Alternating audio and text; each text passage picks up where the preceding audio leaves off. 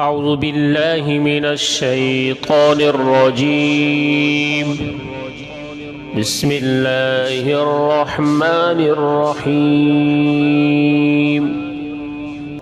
الرحمن علم القرآن خلق الإنسان علمه البيان الشمس والقمر بحسبان والنجم والشجر يسجدان والسماء رفعها ووضع الميزان ألا تطغوا في الميزان وأقيموا الوزن بالقسط ولا تخسروا الميزان والأرض وضعها للأنام فيها فاكهة والنخل ذات الأكمام والحب ذو العصف والريحان فبأي آلاء ربكما تكذبان خلق الإنسان من صلصال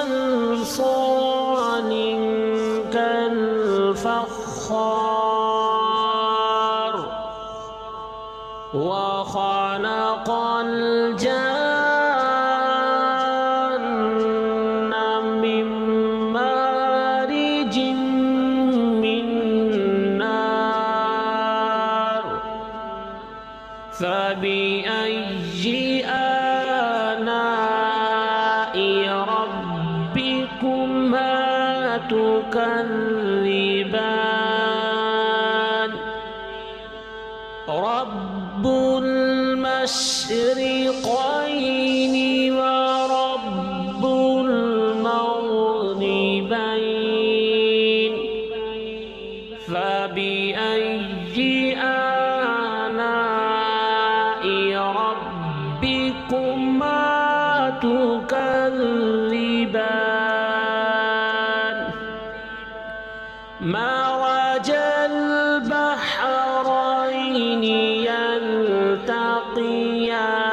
يلتقيان بينهما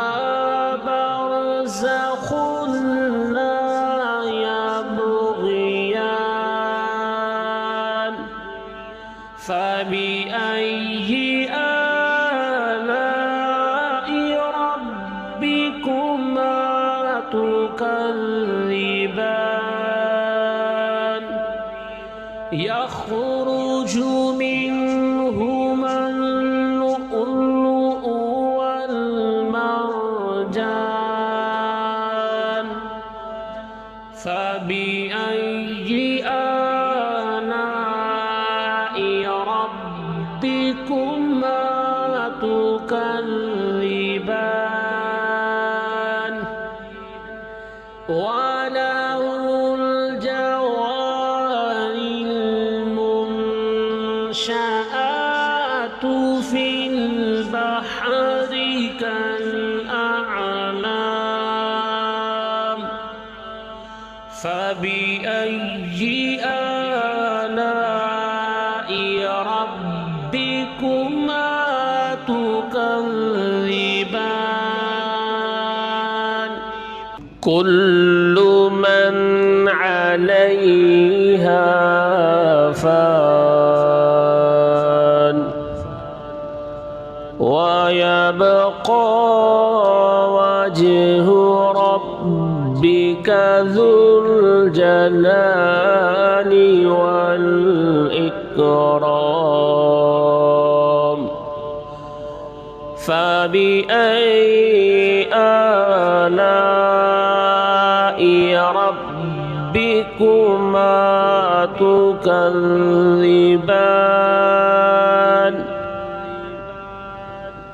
يسأله من في السماوات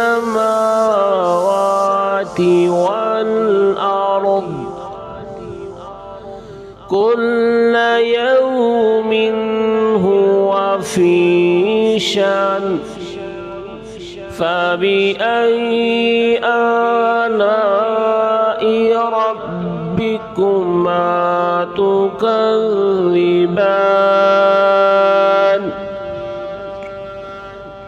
سنفرغ لكم أيها الثقلان فبأي آلاء ربكما تكذبان يا معشر الجن والإنس إن استطعتم أن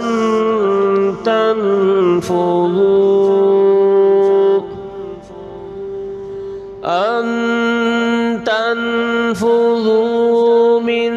أقطار السماوات والأرض فانفذوا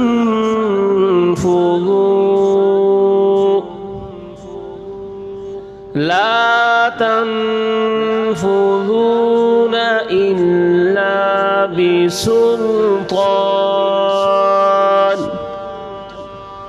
فبأي آلاء ربكما تكذبان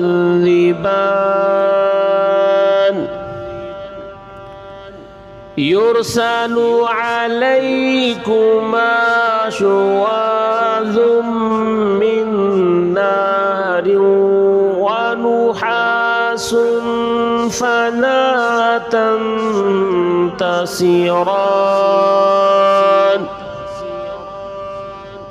فبأي آلاء ربكما تكذبان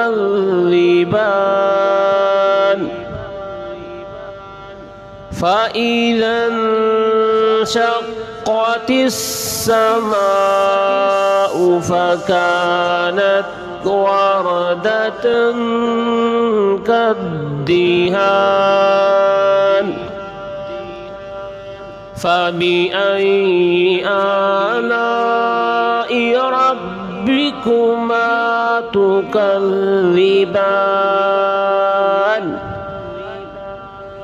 فيومئذ لا يسأل عن ذنبه إنس ولا جان فبأي آلاء ربكما تكذبان يعرف المجرمون بسيماهم فيؤخذ بالنواصي والأقدام فبأي آلاء ربكما تكذبان هذه جهنم التي يكذب بها المجرمون يطوفون بينها وبين حميم آن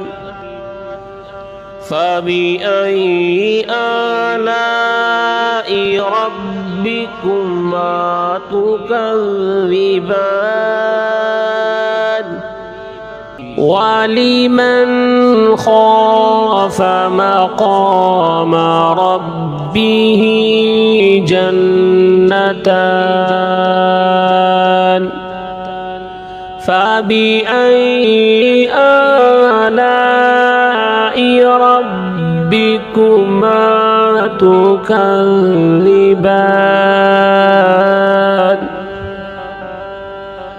ذواتا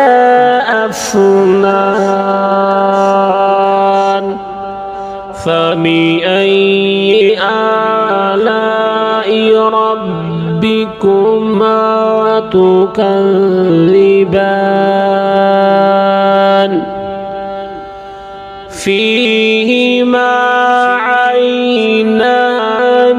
تجريان فبأي آلاء ربكما تكذبان فيهما من كل فاكهة زوجان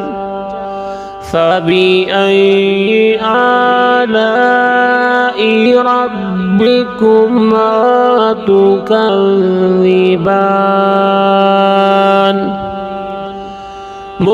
متكئين على فرش بطائنها من استبرق وجنى الجنتين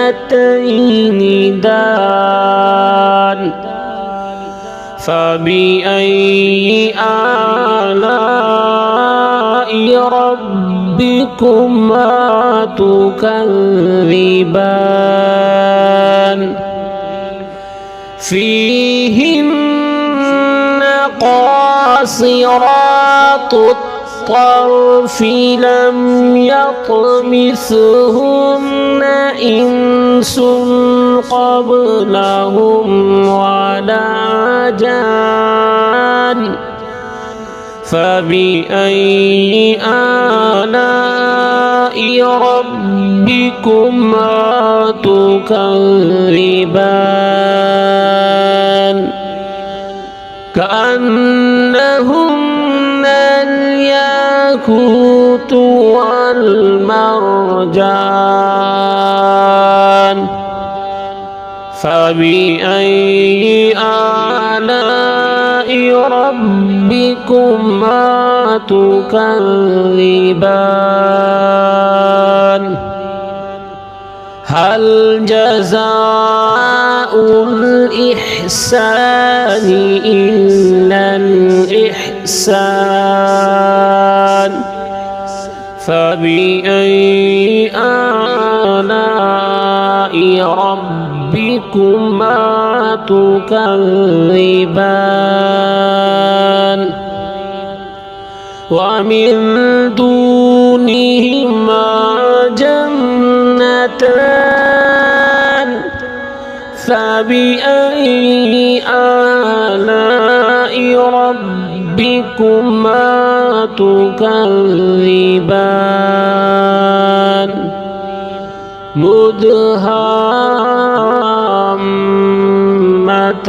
مدهامتان فبأي آلاء ربكما تكذبان فيهما عينان نضاختان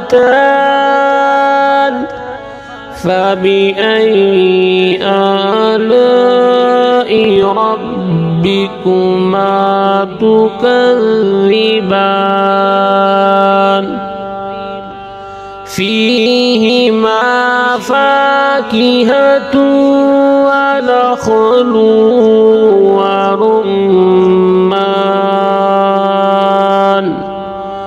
فبأي آلاء ربكما تكذبان فيهن خيرات حسان فبأي آلاء ربكما تكذبان حور مقصورات في الخيام فبأي آلاء ربكما تكذبان لم يطمثهن إنس قبلهم ولا جان فبأي آلاء ربكما تكذبان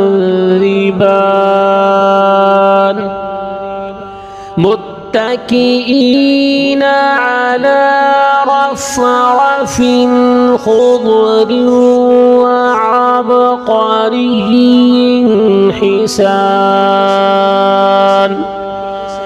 فبأي آلاء ربكما تكذبان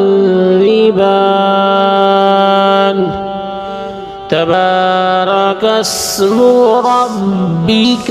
للجلال والإكرام صدق الله العظيم.